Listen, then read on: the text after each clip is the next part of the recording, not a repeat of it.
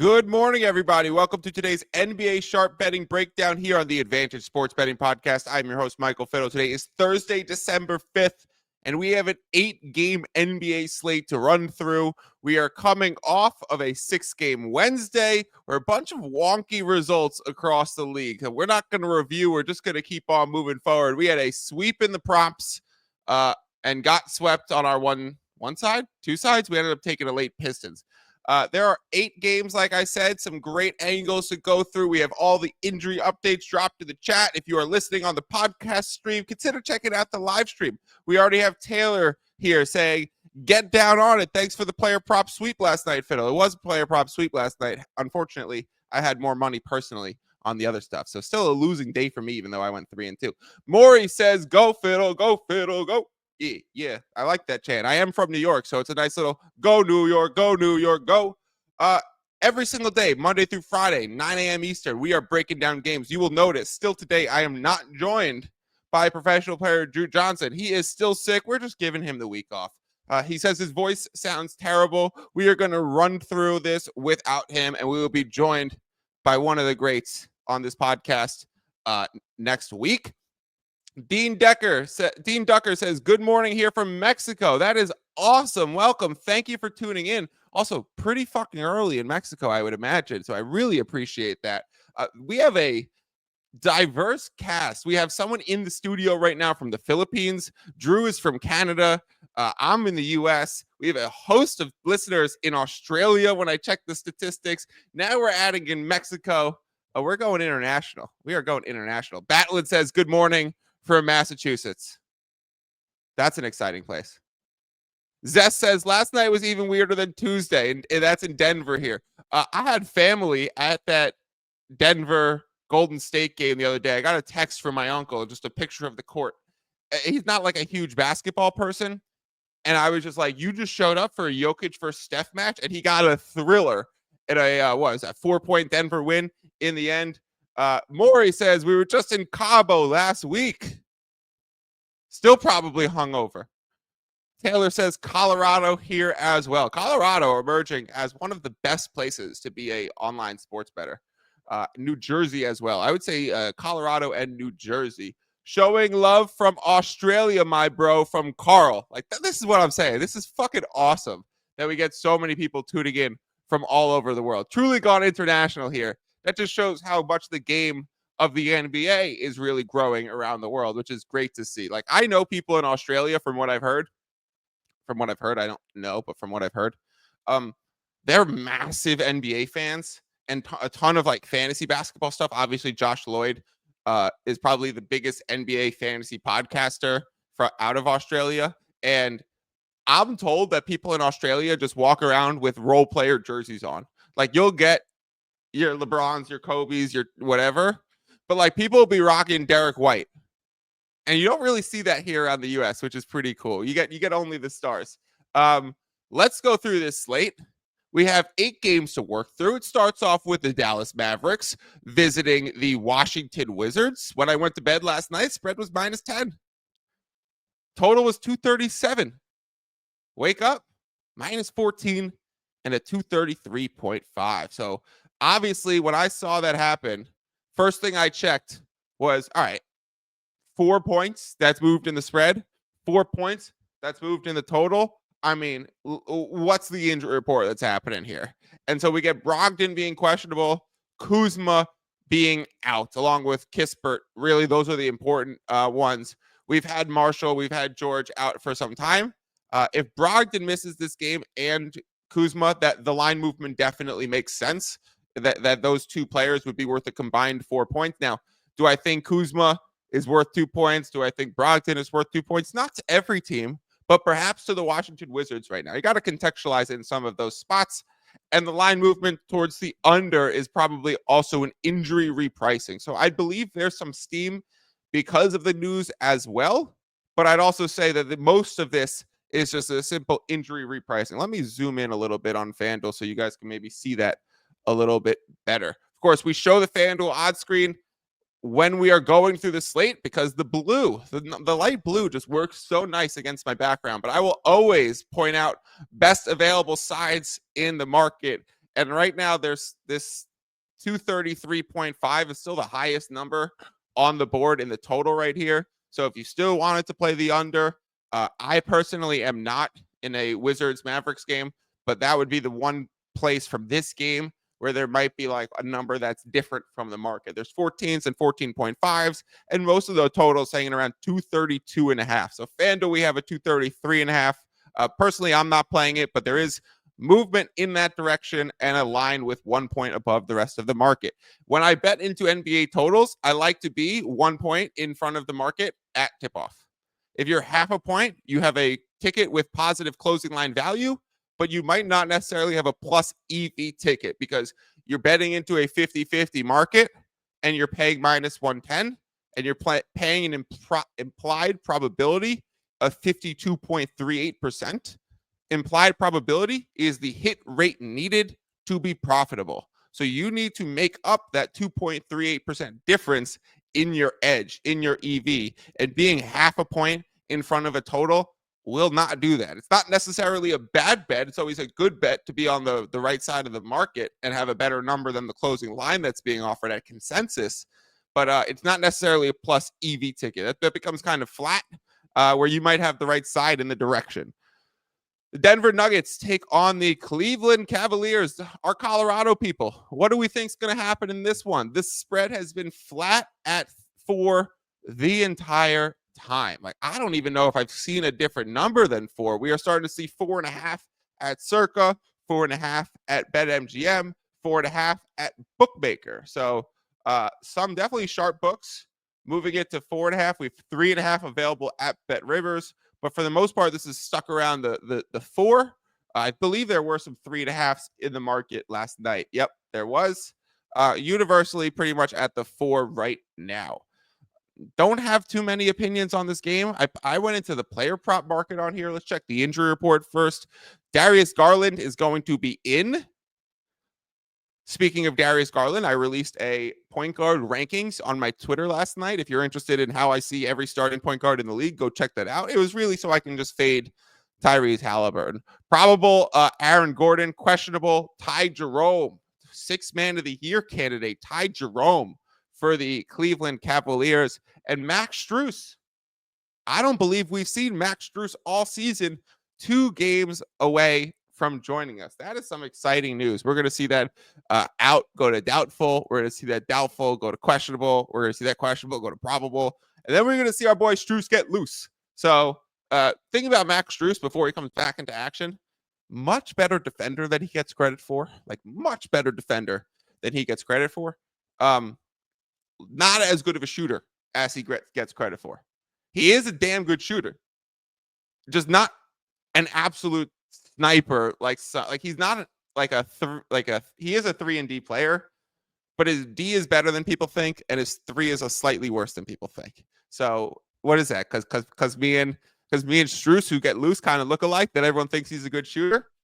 In terms of the prop market for this game, I played Michael Porter Jr.'s over 15.5 points at minus 115.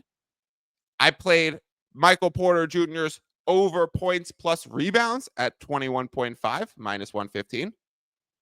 And I played Christian Brown's rebounds over 4.5 at plus 125. So let's go into the market here. Let's go scour what it has at FanDuel. I can pull up the rest of the board and see where these things are located. That's what I wish I had Drew for. It takes a little longer to sort the odds screen for props. So that would be you guys watching me wait on a loading screen. So Porter Jr.'s points is now up to 16.5. The VIG split is where I played minus 115s on both sides. And now it's over 16. It's plus 102. So you've 13 cents of movement for that 1 point. Yeah, that kind of makes sense. It's a pretty similar line despite a little bit of movement there. And in terms of the points plus rebounds, let's go to player combos. Points plus rebounds, Michael Porter Jr. Yeah, now we're seeing at over 22.5, minus 108. That would be one that I skip if you're trying to still tail any of these.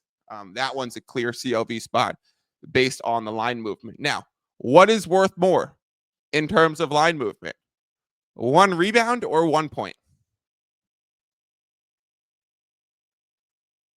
I'll let that one sit there as we look up where Christian Braun's rebounds sit. What is worth more in a prop market? 1 rebound or 1 point? We always do these fun questions where I ask, like, what is the best odds that you would play in said scenario? Today is what's the value of a rebound versus a point?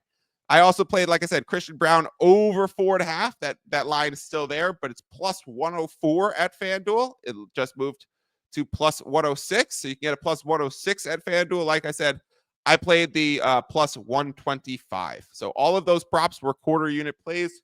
So I have 3/4 of a unit scoured in the Nuggets Cavaliers prop market. My thinking was twofold on these. One, that the Denver Nuggets need to attack via the wings of the Cavaliers, right? You have the great bigs down low. You have Donovan Mitchell with crazy wingspan. He gets less credit than he needs as a defender.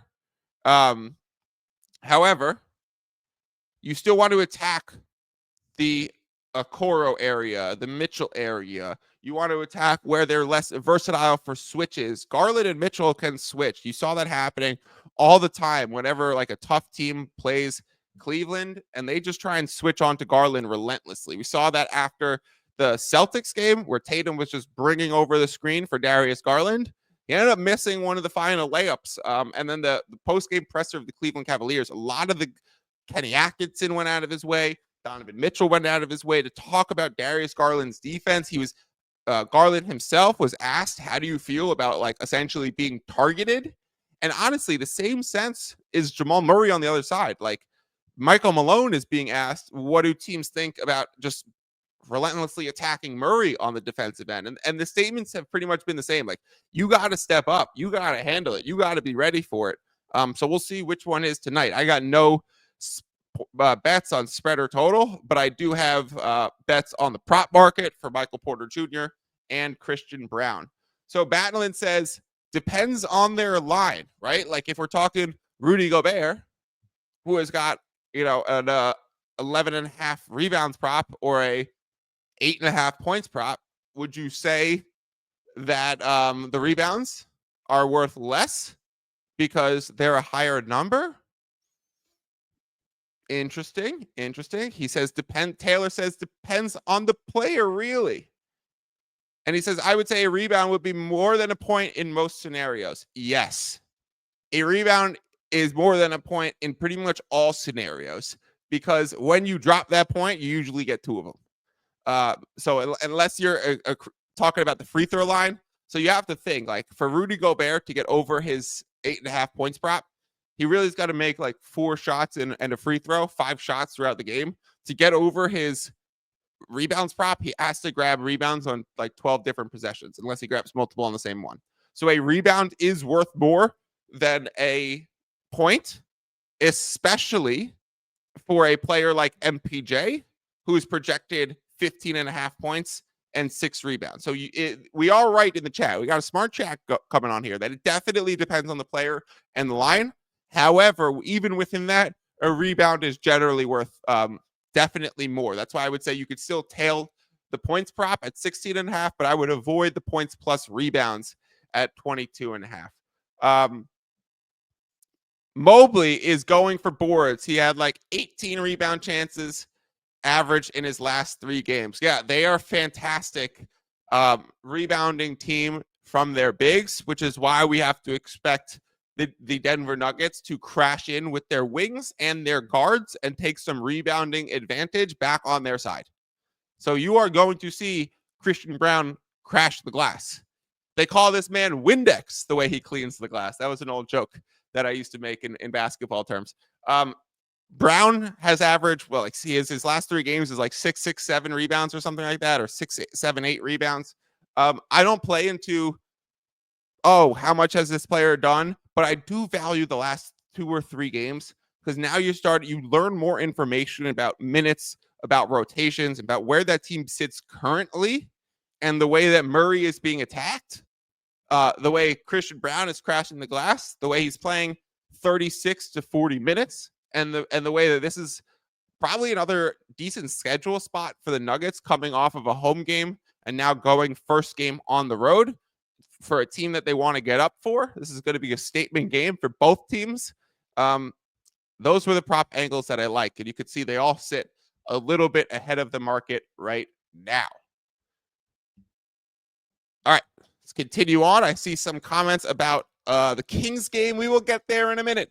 Let's talk about the Charlotte Hornets and the New York Knicks. Go New York, go New York, go. Spread at 14.5.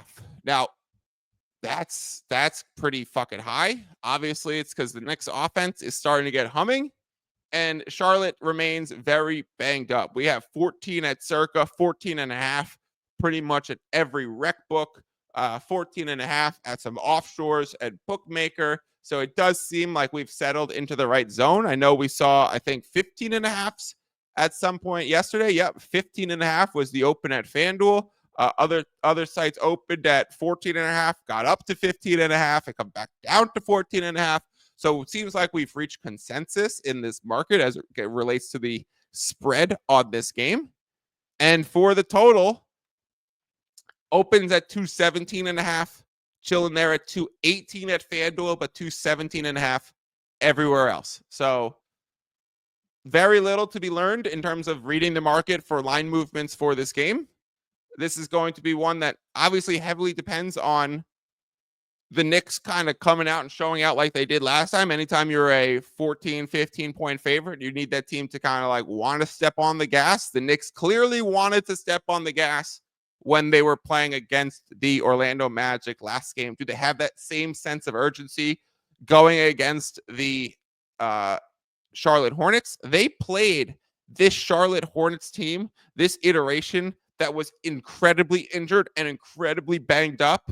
I think like mid last week in Charlotte, and the spread was 12.5 or 13.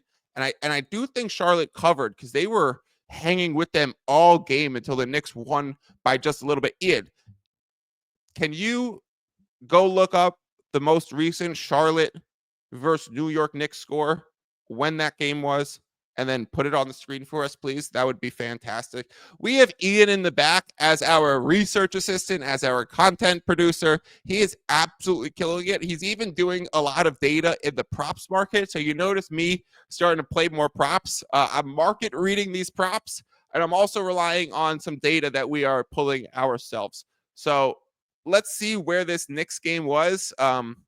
This game is kind of a repeat matchup of what just happened. And when you see repeat matchups, I generally apply this to when they play two games like in a row.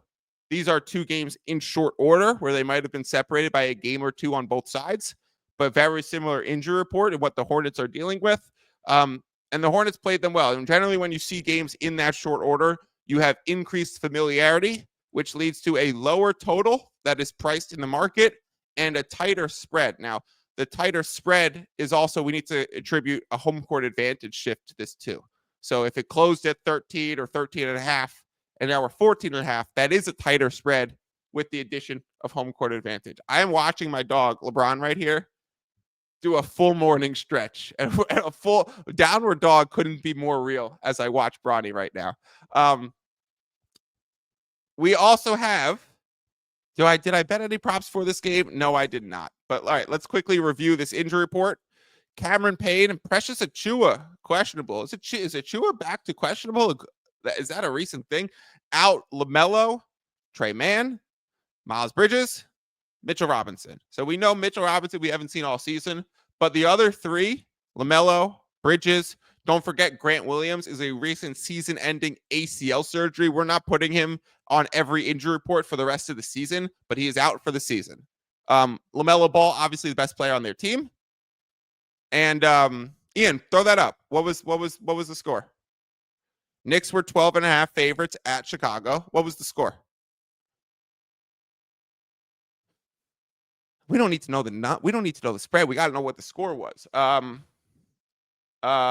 Quickly, Trey Mann is the sixth man for this team. LaMelo Ball is your star. Bridges is one of your co-stars alongside Brandon Miller.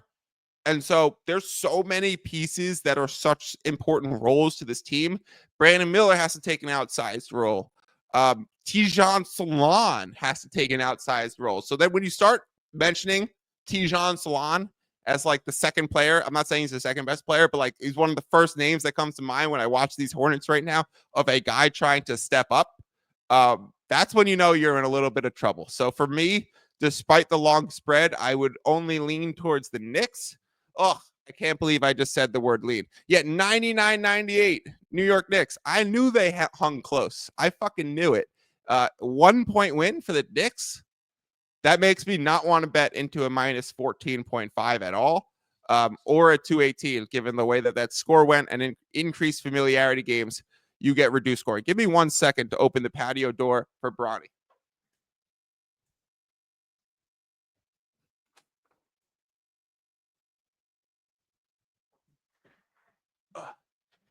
She was clawing and pawing at the door, and I just heard this. You gotta love the dogs. You gotta love dogs better than humans. Battling was chiming in with it. Last Friday, Knicks won by a point. Tyrese chimes in. What's up, Fiddle? Sharp sharpens sharps. Oh, I like that. I like that. Taylor commented in. 5 rebounds at plus 120 is great for Christian Braun. I ladder his rebounds to 7 in some matchups for some extra value. Now, smart man, Taylor, to look at 5+ rebounds instead of that over 4.5, which is plus 106. Now, I'm not sure which book you're pulling that from, but what that's called when you start getting into the alt spreads, when you start talking about taking the 5+ instead of the over 4.5, those are derivative markets. They are offshoot markets of the standard line. And so those are something that's pretty fucking new in the sports betting space. The amount and the sheer volume of derivative markets that are available for damn near every player, damn near every game, alt spreads, alt totals, player props, first scores. Like, we have a crazy amount of derivative markets from the standards. If we're talking what Tyrese said, sharpen sharps, what sharps are doing right now is trying to learn how to properly price derivative markets. We are getting so many newness here that you have to start to think like there has to be some mispricing. There has to be a little bit of a learning curve from the sports books as they price these things as well. Now, you get a greater hold. So the sports books are baking in their uncertainty in the sense that, okay, we'll charge 7% in this market instead of, 4.8 in a game market. And so for that reason, your edge needs to be a little higher. Your bets probably have a little bit less EV. Your implied probability probably has to go a little higher based on even the odds that you're paying. So you're going to be a little bit further from true odds. That's not to say that there aren't edges. That's not to say that you can't find the same bet at better odds at the same sportsbook. We talk about line shopping. I read off all these prices. Circa's here, bookmakers here, FanDuel's here, DraftKings here, BetMGM here. You can also start to search for best available line within the same book. So another one is like money line versus alt spread of minus 0.5 or plus 0.5. You're taking a dog money line. You should just look at the alt spread plus 0.5 and see if you get better odds than the actual money line. I'll sometimes post, hey, I took this money line. People be like, I don't see that there. I'm like, nah, it's alt spread plus 0.5. I'm just calling it money line because it's the same damn thing. It's the same bet. It's a derivative market. It might have better odds. You get on chop even at the same book. So I really appreciate people calling it out. Taylor says it was bet 365 for the 5 plus 120. Yeah, that is where I bet the over 4.5 at plus 125. We are getting so many newness here, says Zests for Living. Yes. Yeah, the whole pod is really growing. So I appreciate everyone tuning in. 214 people here on the live stream right now. 215 now. Welcome to the new person. My birthday is 214, so we'll talk about that in February. MGM does it all on NFL lines all the time. They have players line at 25.5 receiving yards for minus 115. Then they have 30 plus receiving yards for minus 130. Same damn bet. Yep. normally you will see, so Taylor points this out correctly, that normally the derivative market on alts probably slightly worse odds because you're baking in a bigger hold into that particular market versus the standard odds. So we do see it all the time. You do have to check because sometimes the derivative market will offer you a better odds than the standard line. Where were we? We just talked a shitload about the Knicks and the Hornets that played that 1-point game recently. Some Knicks action, and it appears some flat total action right here. I said the word lean before, and I want to punch myself in the face. I hate the word lean. I apologize I said it. I said it, I lean Knicks. That's not how I feel. If I had to bet the game, which you don't, I would bet the Knicks. Now, people are probably thinking, what's the difference between lean and saying, if I were to bet this, blah, blah, blah. For me, probably pretty similar to the difference between an alt spread 0.5 and a money line. Probably the fucking same damn thing. However, I find when people in the content space say the word lean, it's the biggest fucking cop-out for, oh, I got my lean right. Clap for me. Hopefully you guys bet it because I said I leaned there. Or if it loses, good thing it was only a lean and I didn't actually bet it. It is such a win-win as a content producer to use or content creator to say the word lean. Yes, I do content. I am a gambler first, right? I got into this space after 7 years of winning gambling and seeing the amount of dumb fucking podcasts giving out 8-leg parlays, watching TNT broadcast give out the Barclay parlay guarantee. Now, I find that segment hilarious. I also find it terrible betting advice. So I was like, there has to be a lane for responsible gambling. Obviously, considering the feedback that this show and some of my content has gotten. Yeah. That makes a lot of sense. So I appreciate you guys being here. Lean, you won't hear me saying lean. I ended up not betting this, so therefore my advice would probably be not to bet it. That's really the truth of what it is. Taylor asked, do you think it's like that because people put into parlay legs? Yes, 100%. 100% yes. I think there's an artificial juice, partly because of the hold and that there's more variance in these markets, that the books are less sure of how to price these markets. So they bake in a larger hold so that they have more room for error themselves. Second part is, yeah, people are just stacking those shits into parlays, especially the one-sided derivative markets. Will this player have a double-double? Yes. You can't, like Caesars yesterday was offering a LeBron. Will LeBron have a double-double tonight? Minus 175 to the yes, and there was no. And I was like, can you please price a no for me so I can bet it? Because I would 100% bet the no if you put relatively half-decent odds, standard prop hold, and you put the other side at like plus 140. Sign me up for that. That didn't happen. All right. Lean and lock are terrible gambling words. Lock is way worse than lean. Thank you, Taylor. Lock is way worse than lean. Oh my God. Does lock make my skin crawl? Wow. All right, let's keep breaking down some NBA games. Then we'll get back to this chat. We'll see if we get on some more tangents. The Oklahoma City Thunder at the Toronto Raptors. Thunder minus 9.5. There was 8.5s. There was 9s. Now we're seeing 9.5s hit the market. Obviously, Hartenstein being back for the Oklahoma City Thunder has brought their defense right back to where it was with Chet Holmgren. I've even heard some people rumbling that could Isaiah Hartenstein put himself in the conversation for Defensive Player of the Year.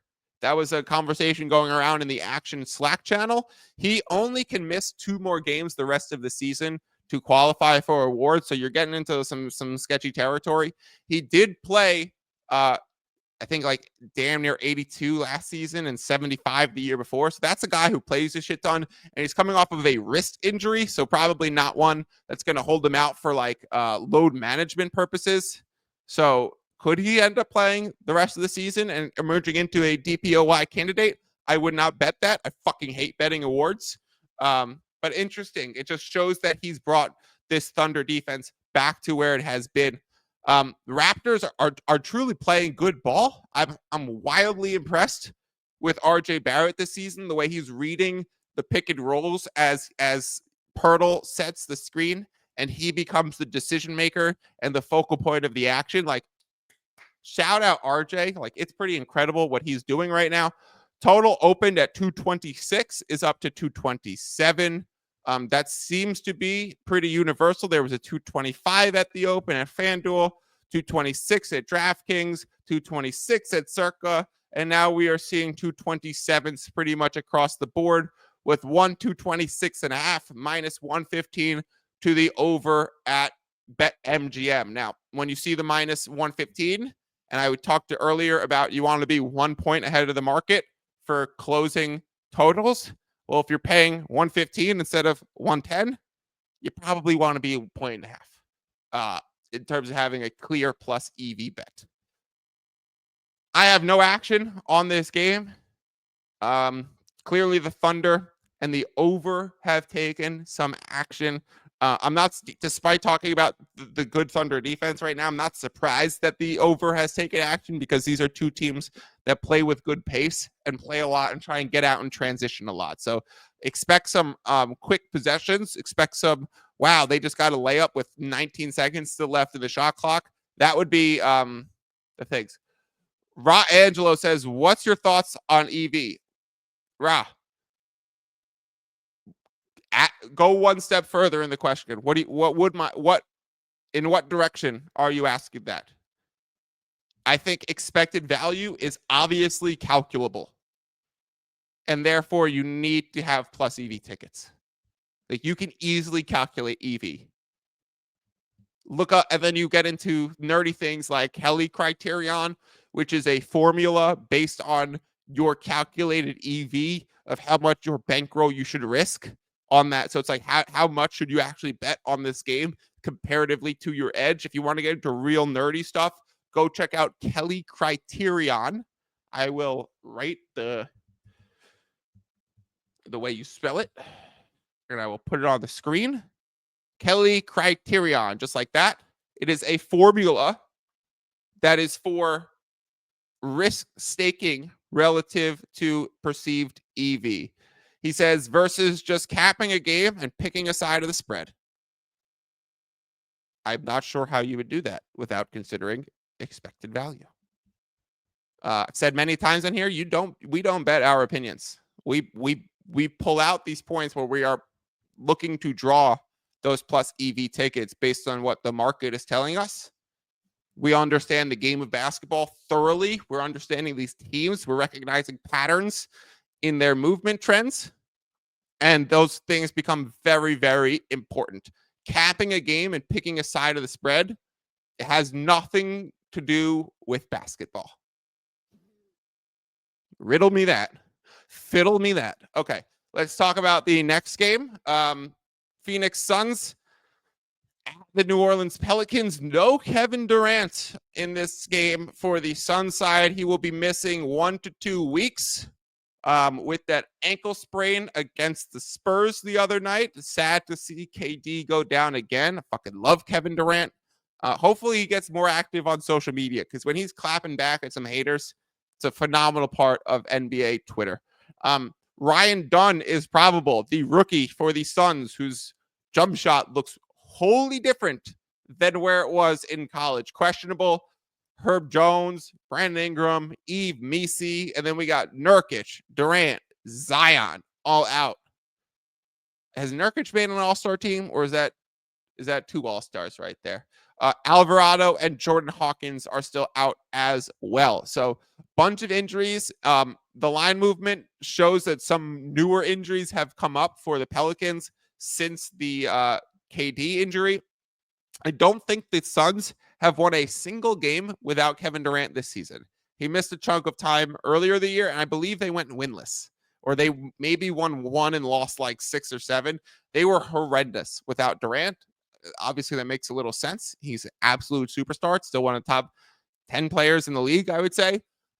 Line opened here, Suns -1, and it's come out to -2.5. Personally, I'm a little surprised to see a -2.5 here, and I really think that's relative to whenever the timing of these injury drops have happened. And now that I'm even looking at the odds screen, a bunch of the moves to 2.5 were pretty recent. So at Bet365, it happened 5 minutes ago. That's why I said it's recent. At Offshore, it happened 7 minutes ago. So recent changes. We're even seeing some threes pop up. So Suns to be the side, but do you want Suns as a road favorite without Kevin Durant? I certainly do not. Total in this game, let's check that out. It is currently sitting at 221.5. Open was 217.5. So steady movement towards the over. A lot of movement towards the over in Suns games this season because of the volume of their three-pointers and the offense that they are playing. I've played into a lot of Suns overs as well. We could look into what the splits are. They are 11-9 towards the over. So blindly profitable playing the over the Phoenix Suns this season. And that's based on closing lines, not opening lines. So if you were even able to grab a, 217.5, I think that's where I just mentioned this opened, now 221.5, you'd be gaining 4 points. You'd even have room to play it back the other direction at plus value. You could tilt that thing in the direction of the over with more of your exposure. You'd have a sexy fucking ticket. Chicago Bulls are playing at the San Antonio Spurs. I believe we are in territory of the first game that I actually have action on in this spread or total market, which was an over 235. Yeah, over 235 for this game. Chicago Bulls at the San Antonio Spurs. And I played that back immediately because when I bet it, there was a 2.5 point differential on the board, even at reduced VIG, because one of the sides that I was taking was under at -105. So I played over 235 and under 237.5 at the same damn time. Who's the rapper that does that? Is it Rick Ross? At the same damn time, huh? It might be a Meek Mill, Rick Ross crossover. If you want to know what rap music I'm into, show up to the live stream tonight, 7 p.m. Eastern. We're doing a bonus episode where I'm bringing on one of the best guests ever to join me on the Advantage podcast, and we are just talking ball. This person is not a gambler. And so we are going to be going over, the question I have for him is what is an NBA Cup game like for a non-gambler? I only see it through the lens of a gambler and how it affects group odds, cup odds, quarterfinal odds. What's point differential mean? Did he even give a shit about whether the Magic were going to win, lose by less than 37 the other night? I'm interested to see what that is. He also hit me with a crazy statistic that away teams at the Intuit Dome have the lowest free throw percentage in the league. So that wall that we're talking about in the Intuit Dome, throwing off free throw shooters' vision at the line, actually a true thing, statistically proven by the fact that away teams shoot the lowest percentage in the league when playing at the Intuit Dome. I thought that was fascinating. So we're going to be talking a lot of basketball angles like that tonight. Like I said, for Bulls Spurs, I played the over 235 and the under 237.5. I was tilted towards the over, 1 unit towards the over, half a unit back towards the under. Now we see this sitting here at 236.5. That's a beautiful cap. That's exactly where I want to be. I want to have more exposure towards the over because the movement from 235 to 236.5 is a little bit further, it's half a point further than the movement from 237.5 down to 236.5. It's also a fucking brilliant cap because you're at least 1 point ahead on both of your totals plays. I have plus EV tickets on both sides. That's how it's done. Fiddle's middle, quite amazingly set up in this Bulls Spurs game. Pray for me that we get a 236 or a 237. Let's pray for a 237. So if anyone wants to still join in, they could bet the over in one direction. There's no positive middle still left on the board, but you could bet the over in a single direction. The best line available is over 236, minus 109 at Bet Rivers right now. We are seeing 237 at Bookmaker. We are seeing plenty of 236 and halves across the board. So if you still want to play a 236 at minus 109, that would be the direction that I like at Bet Rivers. But this over is the first official play for us on the card. I've also been looking at the Chicago Bulls. We know no Victor Wembanyama. We know no Trey Jones. And that one I think was way more key than people expect. We know Chris Paul is running this offense and doing a beautiful job, but how many minutes is CP3 going to get realistically? Especially in a game that's super pace up, like the Bulls are going to run so much. That's not really a game for Chris Paul. The outs for the Bulls side are Patrick Williams. He's been out for a little bit. Lonzo Ball and Kobe White. So expect more Ayo Dosunmu. Expect more Zach LaVine. And I would expect Josh Giddey to end up playing, which is fantastic for the over position because Giddey pushes the ball so fast. He actually is a decent three-point shooter in the regular season. And he's not really a great defender. He's actually king of the plus minus towards the minus. Giddey's plus minus is usually always negative somehow. Even when he was on not when he was on OKC, but he still had the worst plus minus of the starters in OKC. And I believe he's got the worst plus minus of the starters in Chicago. So Josh, why is that? It's because sometimes he misses some assignments on defense, and there's high scoring games when he's on the floor. So there's more room for that disparity to happen. I did play one prop here. It was Chris Paul's under 4.5 rebounds. Let's go see where that is as well. Minus 154 now. No, don't play that. No. Definitely skip that. I will say that that's part of the value in the WHOP is that you would have a 235, you'd have it under 237.5.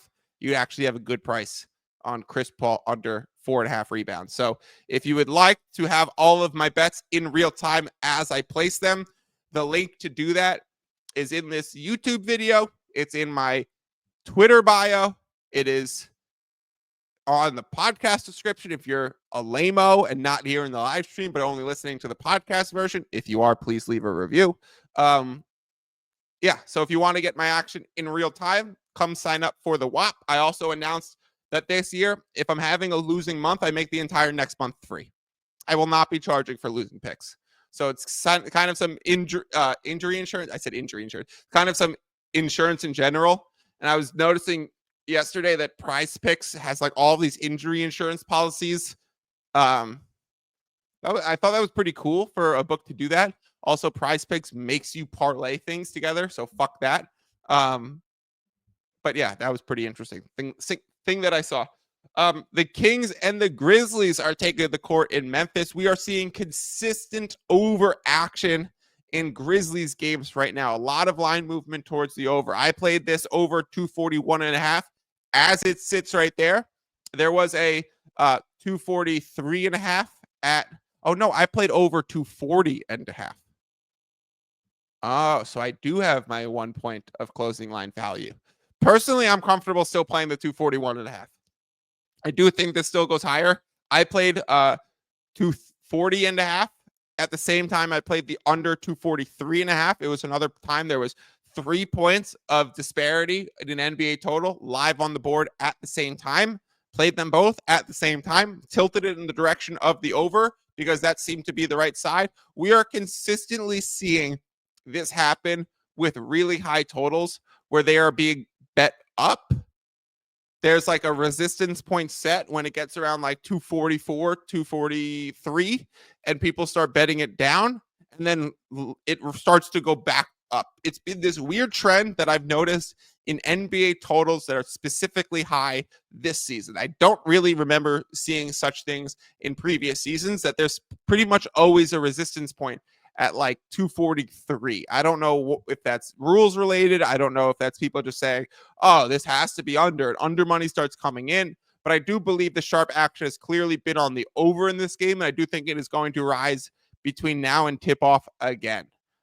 So therefore, I'd still be comfortable playing the over. In terms of the spread, it was Grizzlies -4. It was moving to 4.5. I was about to jump on the 4.5. Now it's at 3, and I'm patting myself on the back. I didn't fall for that little DeRozan pump fake in the Kings market. Happened the other day with the Rockets and the Kings, where Rockets opened +1. It moved out to Rockets -2.5. Came all the way back there. So it was like Kings +1. Kings -1 was the open. Went out to Kings +2.5, and then closed at Kings -1.5. So a DeRozan pump fake in the market of Kings games is clearly happening right now. So I was like, ooh, let me sit back and avoid that one. It's happening again here in Memphis. A good old DeRozan pump fake in the market.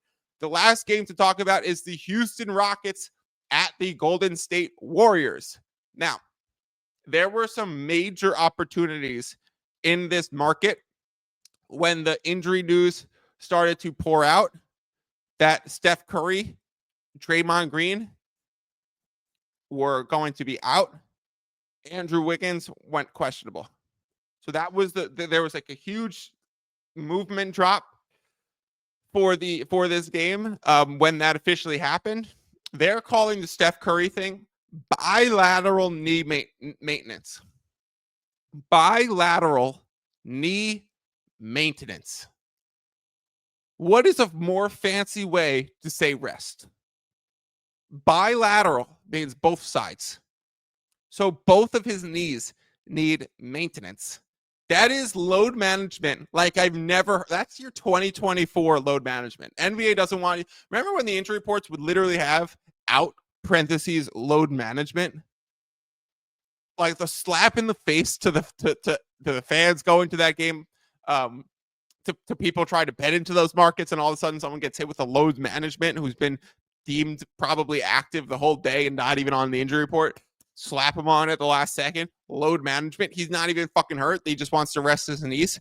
Now we're calling it bilateral knee maintenance. I mean, geez. Hat tip to the Warriors training staff for being that fucking clever. Unreal. We also know that this matchup is going to happen next Tuesday in the NBA Cup quarterfinals. We will be in Houston, and the Warriors are the wild card seed playing against the Rockets, or they may have won their division. I'm not sure, but I know the Warriors are at the Rockets. We already have that game priced right here as the Rockets -3.5, a total of 221.5. And here the Rockets are, again, 3.5-point favorites on the road, this time because of the injuries to Curry and Draymond. Tari Eason is also out for the Rockets, and a total of 222. Obviously, Eason being out for the Rockets, like, that's not nothing. He's fucking phenomenal. I think he made the top 25 players under 25 years old list that ESPN just released. Or maybe he was kept. No, Jabari Smith was kept off, but I believe Eason was on it. Was one of 4 Rockets players on the list. Yes, that's a big deal for the Rockets to be missing Eason. However, their depth is so phenomenal that, like, if you are going to be missing a bench player, it has less weight to line movement stuff than obviously like a Wiggins. I mean, Golden State is very deep too. But like, honestly, like Malcolm Brogdon for the Wizards probably has a bigger influence on line movement stuff for the Wizards. We mentioned him being questionable earlier than Eason does for the Rockets because of the depth of their respective teams. Now, who do I think is better, Eason or Malcolm Brogdon? I think that's an easy one to answer on the Eason side. Okay. The reason why this game is so difficult to cap, or one of the strategies that I would have loved to invoke for this game right here, is to be able to compare these two lines and pick off the discrepancies of how it's being priced as a cup game versus a regular season game. Even despite the home court advantage, we know how to quantify the value of regular season home court advantage. We know that. You can even weight that for how the specific team's strength is, as well as how they've done in their arena. It's not a flat number that is the same for every team to say, oh, home court advantage in the regular season's worth 2.5 points. It's more in Boston, considering you have a really strong team and a really strong home court advantage. Same way in the NFL, it's more in Lambeau. When you're playing in Green Bay, that is the strongest home field advantage in the NFL. Do you know what the second and third ones are? This is not an NFL podcast, so I will go out and just say it. Seattle and Minnesota. All right. That is the last game that we have on the slate. I had no bets on this Rockets Warriors. I missed all of the crazy movement relative to the injury news that was going. I was going out for dinner with my mom. There was actually Tyrese, who has been in this chat. Shout the fuck out to Tyrese. DM'd me. Now, I want to shout him out for two reasons. One, he DM'd me pointing out the opportunity that the middle existed on the board. So did Sean Little, actually. So shout out Sean as well. Sean is one of the hosts of Buckets for Action Network. He is on MSG Network for Knicks games. So Sean actually texted me too and was like, yo, Fiddle, there's a middle available for Warriors Rockets. So thank you, Sean.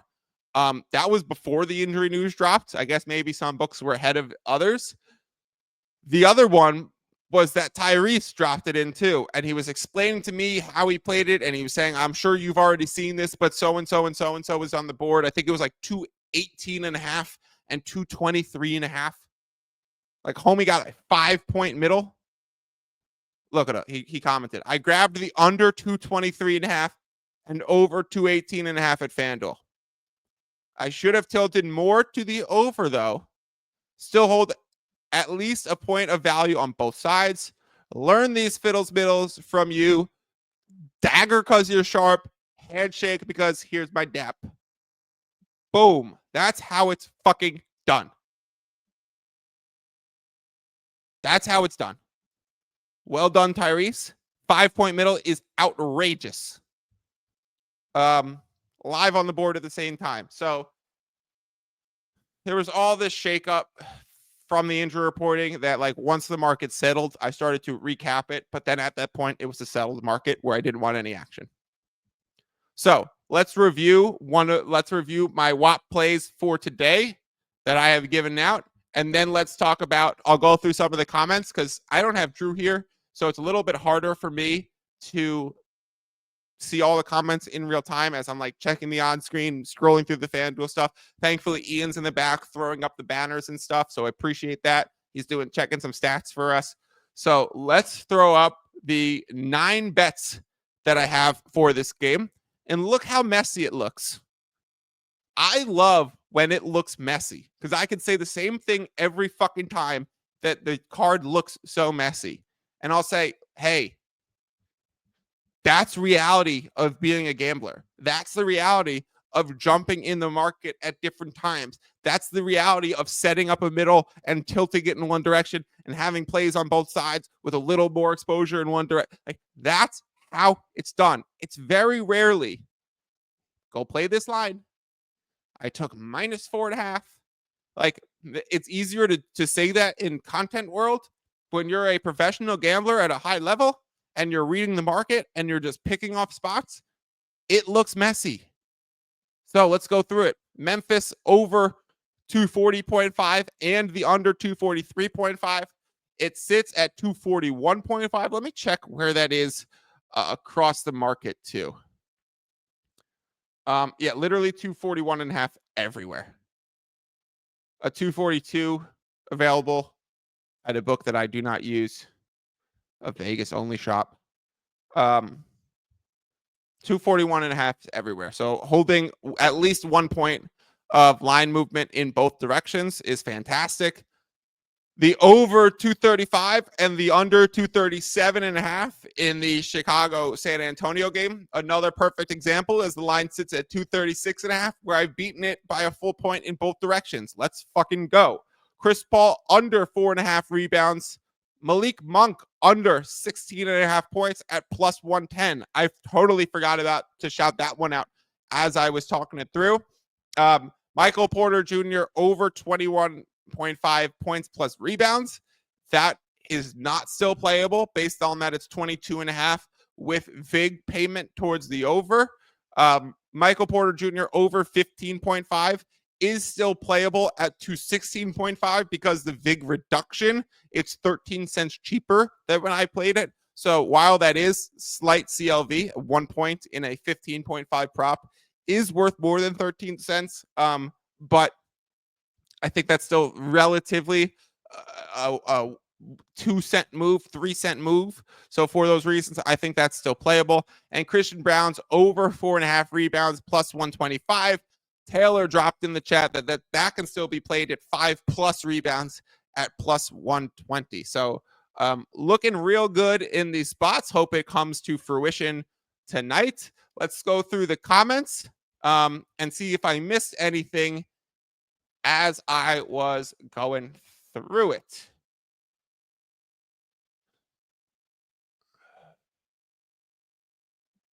Taylor says he took plus 100 on the Suns money line last night versus New Orleans Pelicans.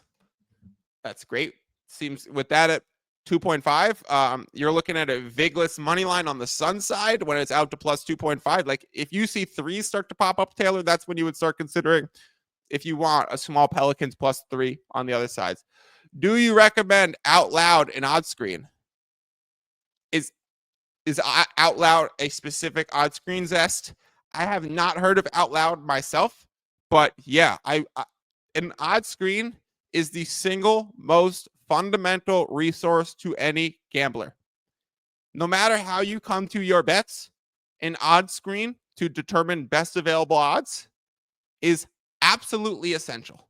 And it's even important to understand the market, even outside the books that you have, right? Like, oh, I could go place this at Caesars where it has the best odds. Okay, cool. But also, do you really want to place that bet, or how much exposure do you want to put in that bet is relative to where other books stand as well. Batlin says Spurs. And he says that Chicago over was a snipe fid, open 232.5. Well done. Spurs no Wemby. You're missing the best defender in the league against Chicago. Push the pace, Josh Giddey. Push that fucking pace. JB said Wemby not playing. Looking at Devin Vassell over 15.5 points. JB, I too am looking at Devin Vassell props. Jeremy Sohan is back. We got some green hair on the court. We love to see it. Dean says, I'm on Josh Giddey over 6.5 assists. A little bit higher than what I like, but it's still good. Yeah, that slightly higher is relative to a 236.5 game total and Kobe White and Lonzo being out. So I don't mind the look towards Giddey's over assists in this game. He is questionable, but if he's active and like good to play and getting normal minutes, or maybe a slight increase in minutes considering the depth for the Chicago Bulls at the guard positions, that would be nice. That would be nice. Horford literally had out parentheses rest and old against the Thunder. Yeah, remember when Tim Duncan did that for the Spurs? DNP rest. Al Horford started doing DNP rest and old. Slaps in the face. Like, I understand it's still happening. I don't really consider a slap in the face. I only consider it a brutal scenario when it happens, that when there's no reporting and then it happens an hour before the game. The league has gotten way better at saying this 24 hours beforehand so that us gamblers are not letting it impact our caps. Even though it might still be called bilateral knee maintenance. That one blows my mind. Bilateral knee maintenance for Steph Curry. Rest is what the Warriors said. Man Loco says they need to start refunding tickets if they have injury reports like that. Yes and no. On ones that are like late breakers that are deemed out, like you're probably betting a different prop that's affected by it. Like if someone gets Horford has a late rest out situation, all your Horford tickets are refunded. What sucks is that like you might be on a Porzingis under, right? Or like a Luke Cornett under, or like a Tatum under on rebounds. And all of a sudden without Horford, you're like, well, Tatum's now going to have to step up in the rebounding market. So man, if you ever get boofed by an injury report, like look to buy off a ticket. Look to dump it if you need to. Nothing will beat DeAndre Ayton not being able to drive on the ice. Oh my God. Remember that last season? He couldn't get out of his house. That one was hysterical. And the Trailblazers were like, do we send somebody to Ayton's house? Nah, let's leave him there. Taylor says the under rebounds is still minus 135 at 365. I drank the juice. I love that look, Fiddle. Let me look at exactly what odds I played it at. I played it at minus 130. So not too far off. I think that's okay. We have Tyrese's comment explaining how sharp he is. And Taylor saying he's eyeballing a middle for sure on that New Orleans spread. That'll wrap us up for today. Appreciate everyone being here. The chat is officially popping on the live streams. Love to hear that so many people are tuning in from all over the world. That literally makes me really happy to hear, especially the people waking up early in Mexico to listen to the show. I think, what is it, the afternoon in Australia, and you guys are going to be watching games in the morning. That's crazy to me, but I appreciate everyone for being here. For later tonight, I just want to say one thing. 7 p.m. Eastern time, we are doing another live stream. Well, I will be joined by, some people consider Drew the best guest of all time on the show. Some people consider AV the best guest of all time on the show. I think Drew for gambling reasons. I think AV for basketball reasons. And so tonight's podcast and the live stream is going to be a deep dive into some amazing NBA topics with someone who's fantastic at talking basketball. So I am so excited for tonight's show. I hope that you guys will tune in. Same place, not same time, same place, different time, 7 p.m. Eastern time, right here on the YouTube channel. Right there will be streamed to my X. Jump in the stream, comment some questions. We're going to be talking cup stuff. We're going to be talking trades that might happen. We're going to be talking player ranks of certain players. Like I've officially embodied. I will sign up for it. I am a Halliburton hater at this point. I thought I was trying to hold out and like saying he's been terrible, but like, oh, I think he'll turn it. The dude stinks.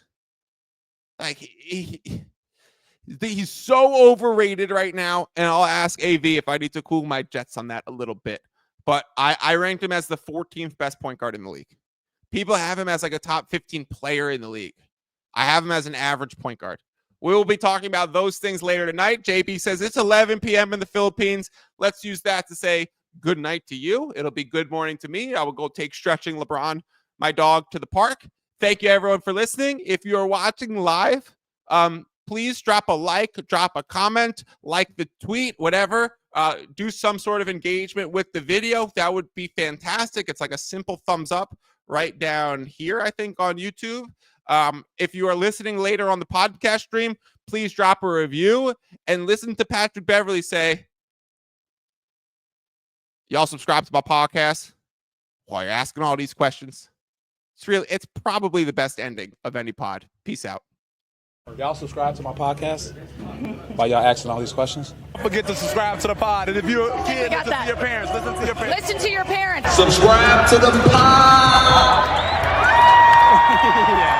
Subscribe. Subscribe to the pod. Subscribe to the pod. Good, those are good.